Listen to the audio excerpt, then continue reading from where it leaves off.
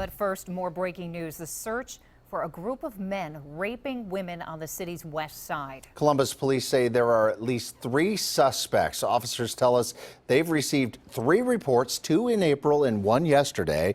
All the victims were held at gunpoint. The woman yesterday was shot in the stomach. We have team coverage for you tonight on these violent rapes. NBC4's Courtney Yoon explains how police decided that these incidents were related. But we begin with Beth Del Pani. And Beth, tell us more about the woman who was shot. How is she doing? Yes, we are learning that she will recover. She had surgery and is ultimately going to be okay. Certainly a long road ahead for her, but I want to show you, it's just a couple of blocks, within a couple of blocks from this intersection where 2 of the 3 of these attacks took place tonight. Columbus police are working to track down the group of men who they say did it. Desiree Fleming says what she saw out her car window Thursday morning was like something out of a horror movie. And she's standing in the middle of the road, waving her arms, pointing to her legs, blood's everywhere. She panicked. Fleming kept driving but called 911. I was shocked. Everything's running through my mind. What do I do? Do I get out and help her? But I have babies at home, so I didn't know, if the attackers were chasing her. If I was going to get attacked. We turned around in the alley and the cops were there within minutes. She looked terrified. She looked scared, blood everywhere. Police say that bloody woman had been raped and shot in the alley right behind Ron Perlman's garage. I heard a gunshot. It was real intense. I was asleep and it was intense enough that it made me, I wanted to hit the floor, to be honest with you. I looked and I seen a puddle of blood right here, so instantly I thought somebody got killed.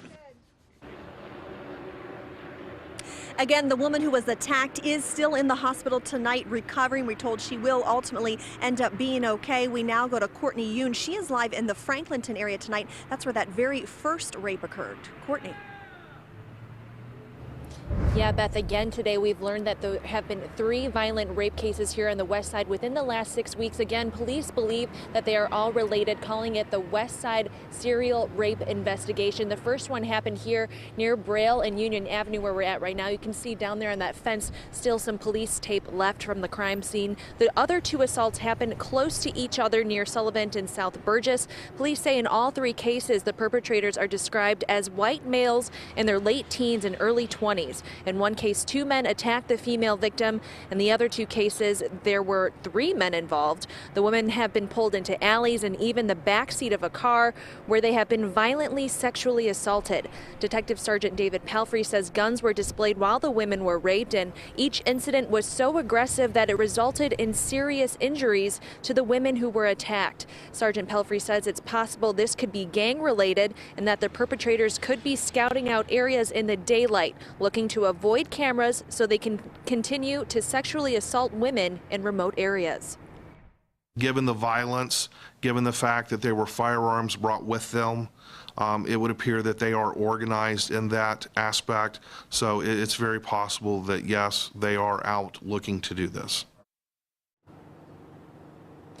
Police say there's reason to believe that these men won't stop until they're caught, so they're cautioning you to not walk alone at night, to avoid dark alleys, and to possibly carry chemical or pepper spray with you. Live on the west side, Courtney Yoon, NBC4. Courtney, thank you. And we've posted the number to call to report anything on these crimes on NBC4i.com.